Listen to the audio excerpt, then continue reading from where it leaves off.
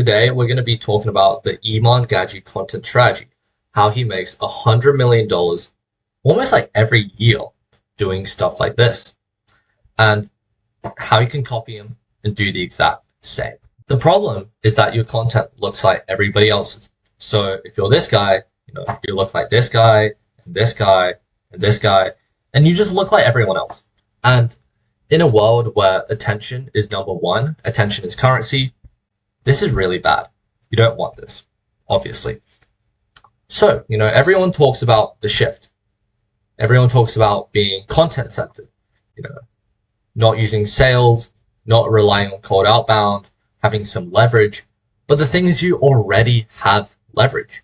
You don't require sales. You know that prospects are pre-sold. And this is why you make content already. You make YouTube videos, you make Instagram videos. You have this leverage that people always want, right? You already make content, but this just simply isn't enough. You need a second. And this is the shift that no one talks about, but it's extremely important. Let me show you what it is. This is the second shift. It is the shift from being a content-centered brand, a content-centered business, to a brand-centered business. Instead of using content as a vehicle of sale, relying on credibility all the time. So, people always saying, trying to give more free value, more and more and more and more, and just constantly competing with other people. They face extreme saturation, extreme competition, and it's really difficult for them to win. On the other hand, a brand-centered business uses content to represent themselves. They use authenticity and their uniqueness to stand out, to reinforce their brand. And this removes all of the competition because there is only one you and there is only one association out there. Now, how do you actually build this? We have to first understand what a brand is.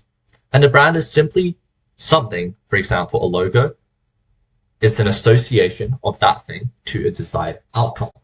In the case of a personal brand, we're going to be talking about a person. A really good example of a brand association is the McDonald's logo. People associate it with a cheap and easy meal. Convenient, fast, reliable, so on and so forth. Unhealthy, but they're still extremely rich. They have billions and billions and billions of dollars for a reason. So I want you to take this actionable step. I want you to find 3 influences that you resonate with and reverse engineer why you like them. So what do you specifically like about their content? Why do you like their content? What did the content make you feel? Why did you make you feel this way? And this is a deeper level question. So you can lead yourself to ask, how can you invoke the same emotions in your content? Because the truth is, if you can invoke the same emotions that they invoked in you, you will see massive business success. And in this case, I'm going to be analyzing Iman Gadzhi so I can show you guys how you can evoke the same emotions that he does. So why do people actually buy into Iman? And it's very simple. It's because he represents an ideal. He doesn't represent any person, right? He represents being rich. He represents being classy. He represents being fashioned. For example, who wears a trench coat? Who wears a trench coat normally? Who flexes in front of a helicopter on a daily basis? And who the hell brings a horse to their porch, right? It's not actually who he is as a person, but all of this represents his brand. Every part of his content is intentionally designed to be the person that his ICP wants. Now, what is his ICP? It's simply young entrepreneurs trying to make it. And what do these guys want? They want money.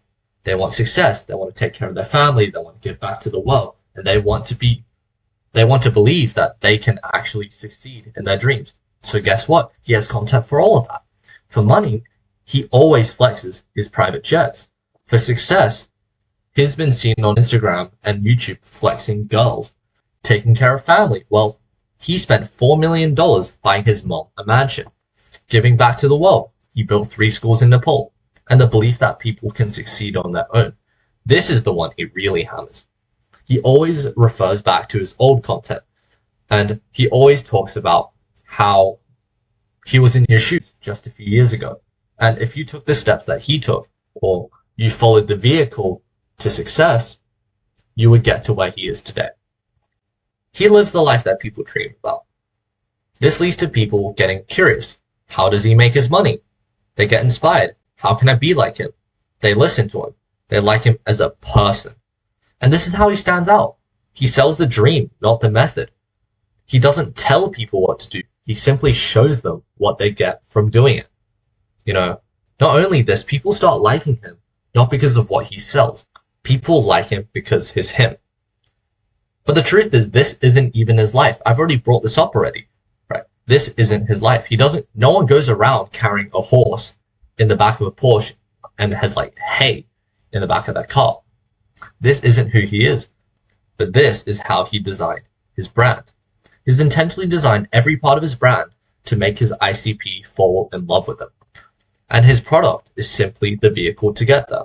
When people start watching all these videos of all the massive successes he has, people start asking, how do I get that same success?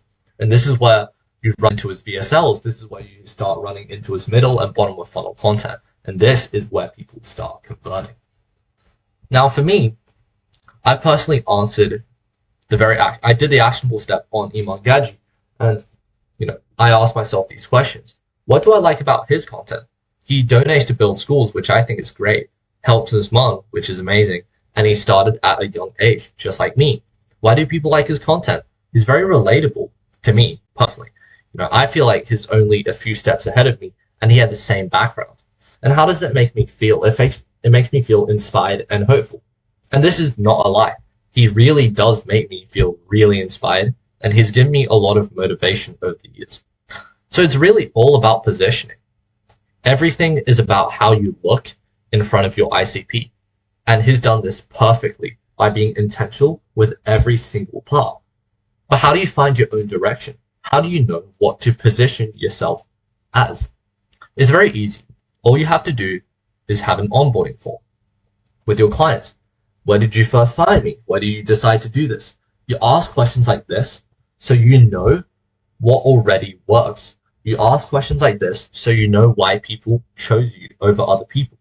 There's so many other online coaches. Why did you choose me? What made you want to work with me? What finally pushed you to book a call? And all these questions really just gives you clarity on why people chose you. And this is how you push your brand forward. And finally, if you don't have clients, simply choose a direction. Just make content and figure out what people want. Start getting clients and start asking clients these questions. Once you understand what your clients actually want and what actually attracts people to you, you will have clarity and you can start being intentional with all the content that you have, just like Iman is. And once you start doing that, you will see massive success.